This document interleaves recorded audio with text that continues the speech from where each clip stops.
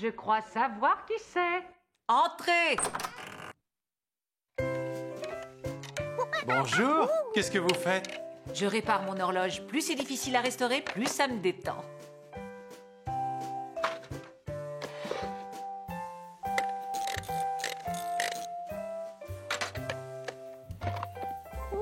Oh! Je parie que tu n'as jamais vu de pendule aussi belle que celle-là.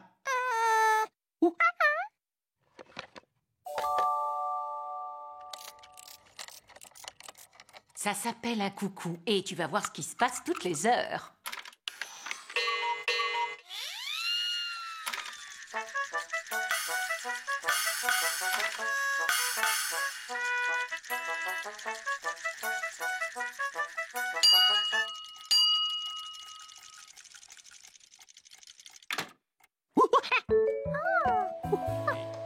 Alors, qu'en pensez-vous? C'est très impressionnant. Hein?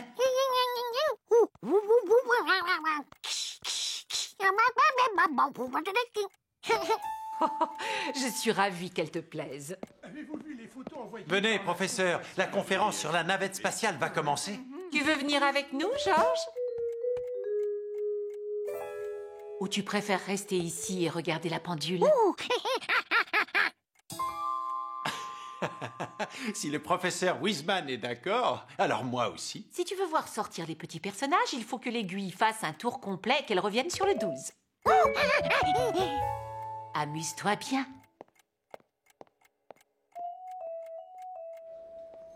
Combien de temps vous a-t-il fallu pour fabriquer cette pendule? Oh, pas plus de 3 ans. Oh, ça me fait penser que j'ai oublié quelque chose. Georges, sois sage pendant notre absence. Je compte sur toi. Georges avait hâte de voir réapparaître les personnages.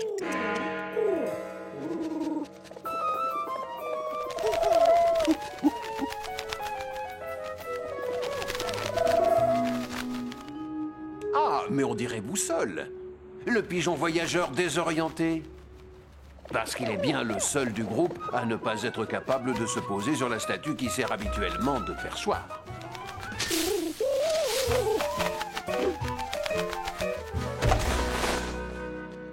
Eh oui, c'était bien Boussole. Georges était content de revoir son ami le pigeon. Et Boussole était content de revoir son ami le... Le koala? Non. Le lama? Non plus. Le... Enfin, peu importe.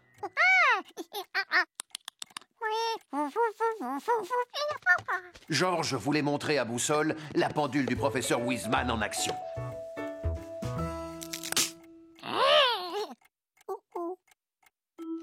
Mais comme il avait cassé l'aiguille, les personnages ne pouvaient plus apparaître.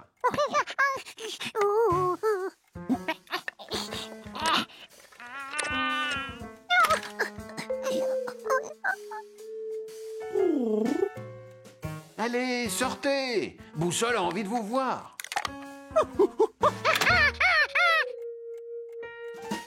Mais où est cette aiguille? Ah, la voilà.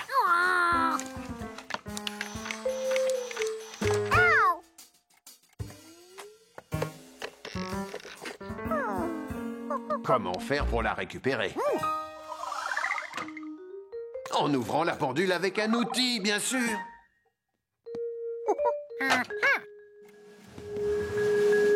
Non, non, pas avec un marteau.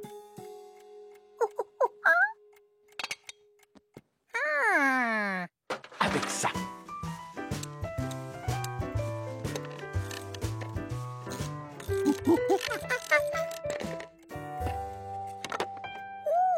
Qu'est-ce qu'il y a comme truc là-dedans?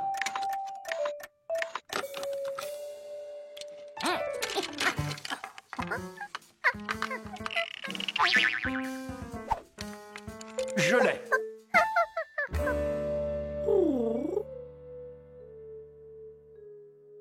Quand on démonte les pièces d'une horloge, il faut savoir comment les remettre en place.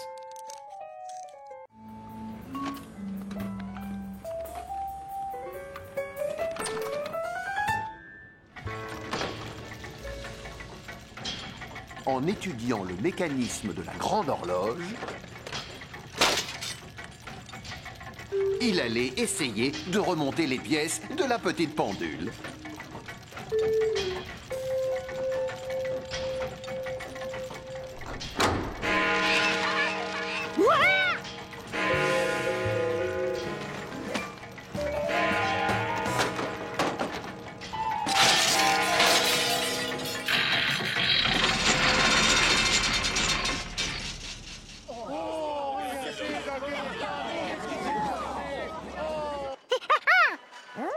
Ouf!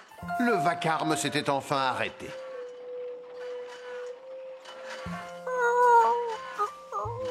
Il était temps pour lui de ranger ses affaires et de songer à rentrer. Jamais elle ne s'était arrêtée, jamais. L'horloge de la bibliothèque vient de s'arrêter. Eh bien, allons voir. Attends une minute, je vois pas ce que nous pouvons faire. Les pompiers doivent savoir faire face à toutes les situations.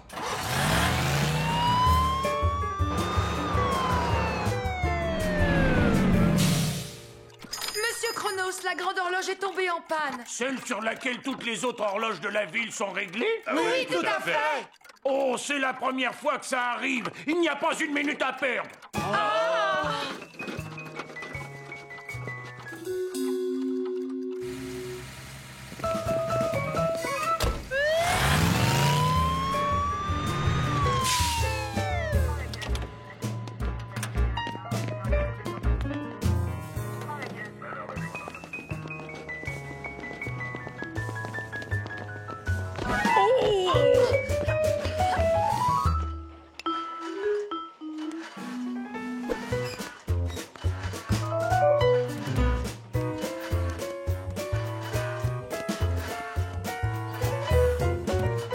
Ça y est, Georges avait récupéré tous les outils.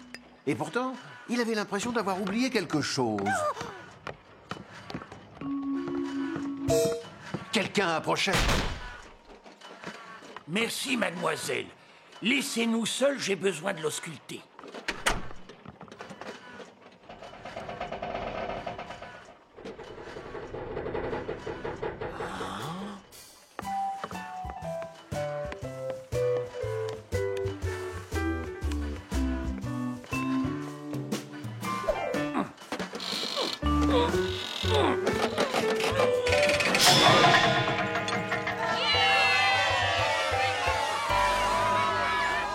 À qui sont tous ces outils? Oh. Qu'est-ce qu'un petit singe comme toi peut faire à côté d'une si grande horloge? Je parie que tu as besoin d'aide pour réparer ta pendule. Et voilà, cette pièce va là. Tu as vu? Ah, tu en as une belle pendule. C'est toi qui l'as faite? Je m'y connais en mécanisme d'horlogerie, mais je ne comprends rien du tout au langage de petits singes.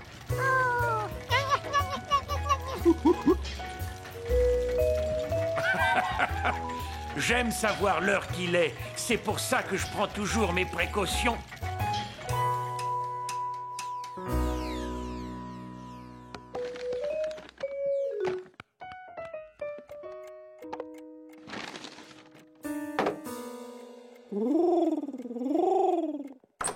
Boussole?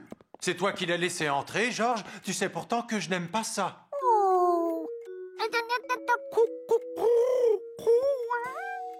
Ce n'est pas grave, tu voulais lui montrer ma pendule? Eh bien, vas-y.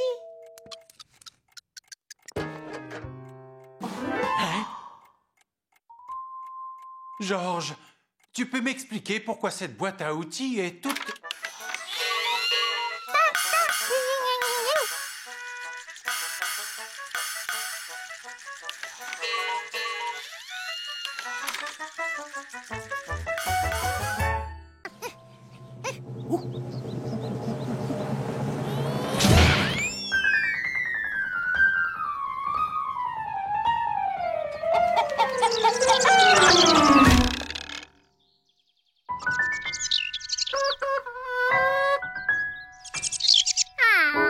Il devait faire plusieurs tentatives afin de trouver l'angle juste.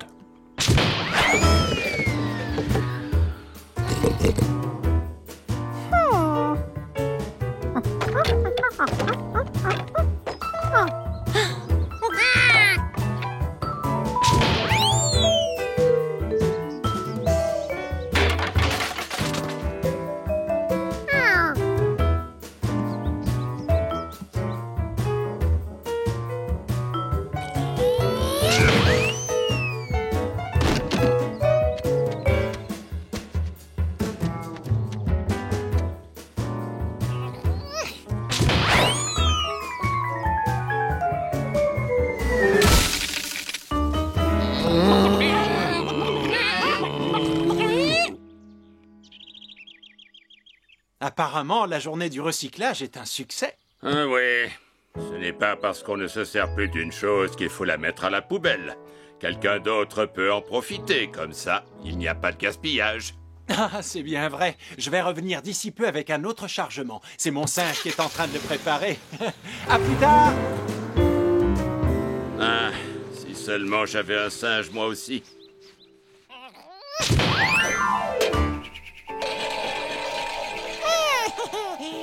Ce globe avait atterri exactement à l'endroit souhaité. Il avait trouvé la base de lancement idéale.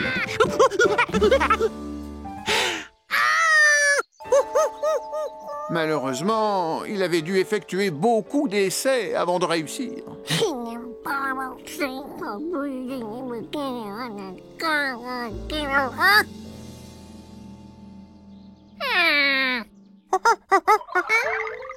Georges se disait que ses chances d'aller à la pêche risquaient de tomber à l'eau.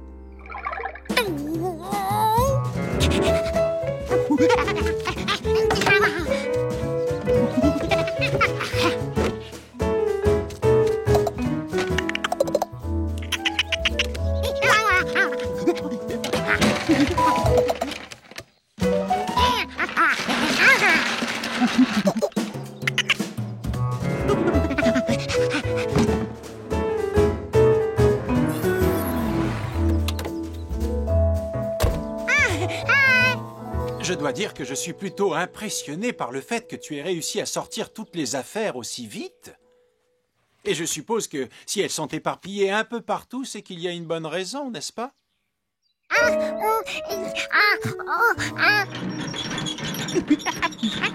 Non, tu me raconteras ça quand on sera au lac. Il faut tout charger dans la remorque. On va finir ensemble ce que tu as commencé.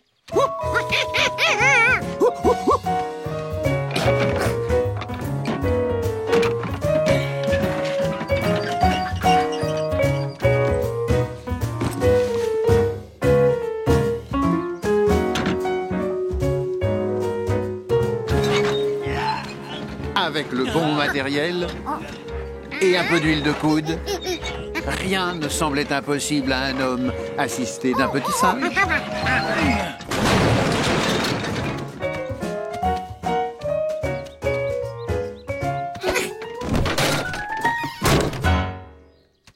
Voilà une bonne chose de faite. Et maintenant, on va avoir tout le temps de s'amuser.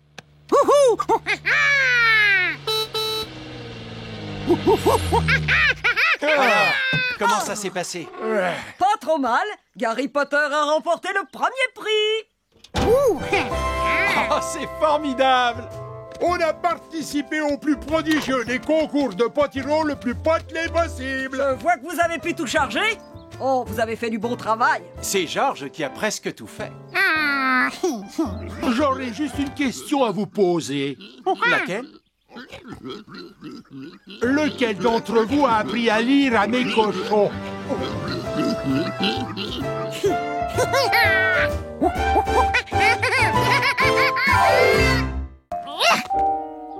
Pas moyen de le faire ressortir, mais désormais, Georges savait où le trouver. Alors il n'avait qu'à revenir le lendemain de bonne heure, qui serait le mercredi du siffleux, pour le voir sortir de son terrier.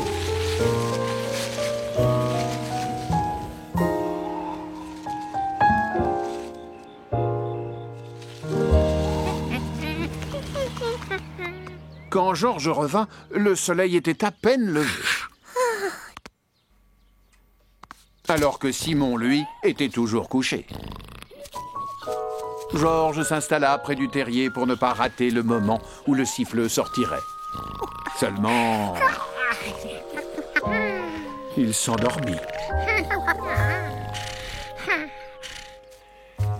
Comme chaque année, Monsieur Cristal arriva tôt le matin et installa sa caméra.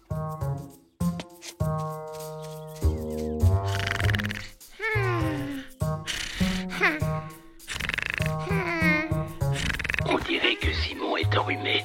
Il faut que j'agisse vite et en silence, pour ne pas le réveiller. Ah!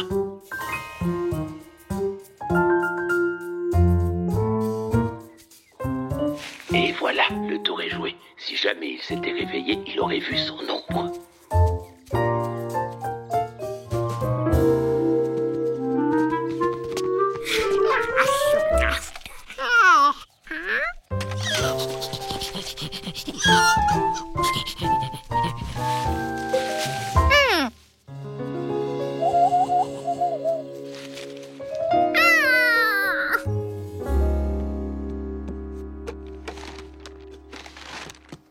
Tu t'es bien amusé?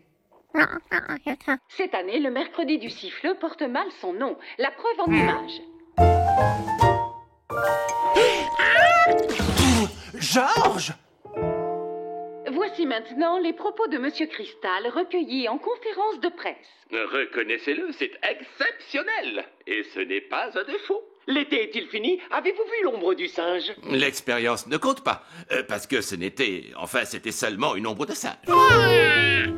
Georges devait absolument savoir ce que l'ombre d'un siffleux avait de si extraordinaire. Je renouvellerai l'expérience demain. Exceptionnellement, ce sera le jeudi du siffleux. Le lendemain matin, Georges revint avec Gaspard et Gnocchi, qui avaient tous deux mission de le maintenir éveillé.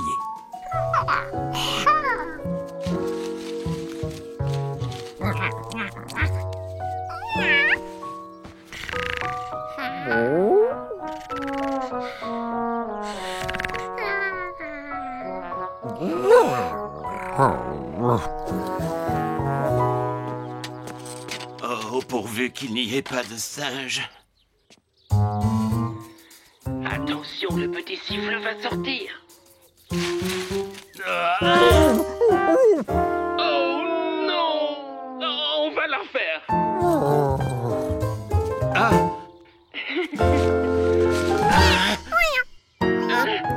Oh non, on va la refaire. On va la refaire. Oh, c'est pas possible. Qu'est-ce que Boussole faisait là? Tu es le singe d'hier, n'est-ce pas? Fais-moi sortir Simon, je te prie.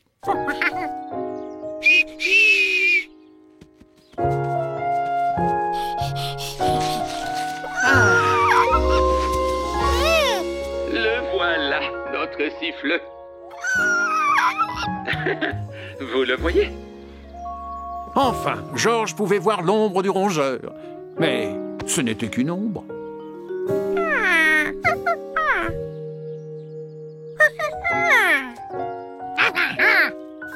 Tu veux savoir comment son ombre peut prévoir le changement de saison? C'est ni magique ni scientifique. C'est simplement une tradition humoristique et unique. Si Georges avait su, il ne se serait pas levé aussitôt. Une fois rentré chez lui, il se recoucha. Mais il avait besoin d'une seconde couverture. Parce que le temps commençait à se rafraîchir.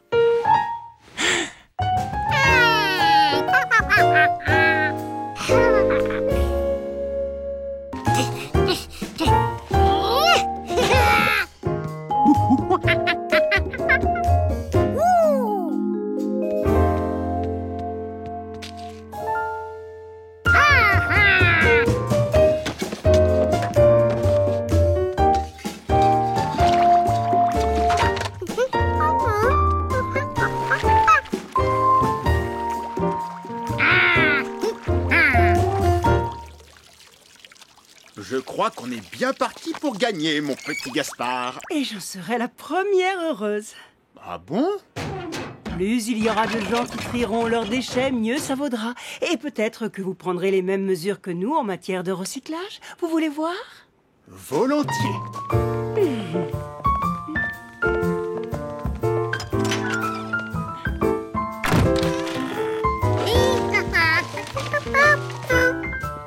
Nous réutilisons tout ce qui est possible.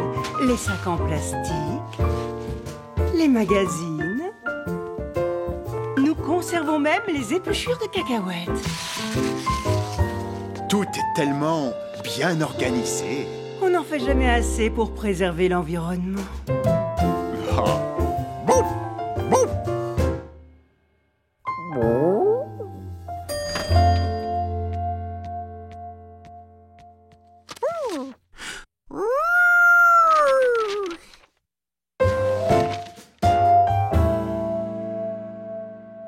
C'est incroyable tout ce que vous avez collecté. Ah, vous trouvez? Enfin, je veux dire... Ah oui, c'est incroyable. Il paraît que personne n'a reçu son journal ce matin. C'est trop bizarre.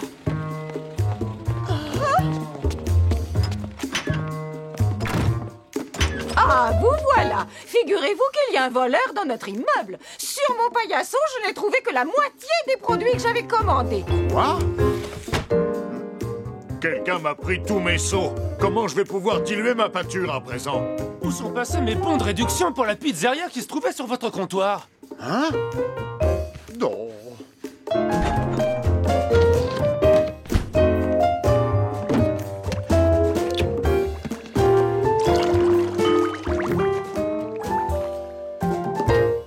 Oh, mais c'est mon shampoing! Mes seaux? Qu'est-ce qu'ils font dans la benne? Expliquez-nous ce qui se passe! Quoi? Il y a même mes bons de réduction!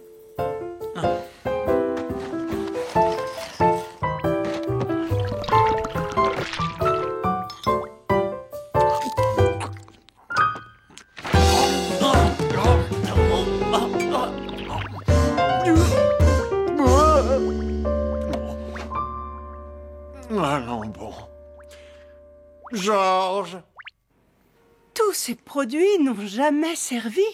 Mais ne me dites pas que vous les avez jetés uniquement pour gagner le concours. Non, je n'y suis pour rien. J'ignore comment ils ont pu arriver là. Le recyclage a pour but de sauver la planète, pas de remporter une récompense dorée. Je suis d'accord avec vous, mais je vous assure que ce n'est pas moi qui ai jeté tout ça à la poubelle.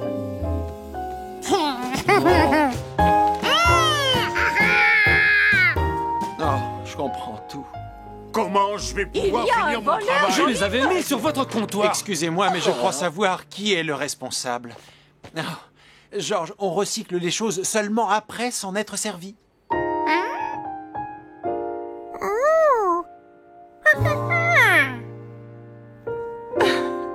Les gens veulent savoir ce qu'il y a dans le journal. Ça n'est qu'après l'avoir lu qu'ils le jettent à la poubelle. Merci, mon petit Georges. Puisqu'une bonne partie de nos déchets a été injustement collectée, il me paraît logique de les partager avec vous. Comme c'est gentil de votre part.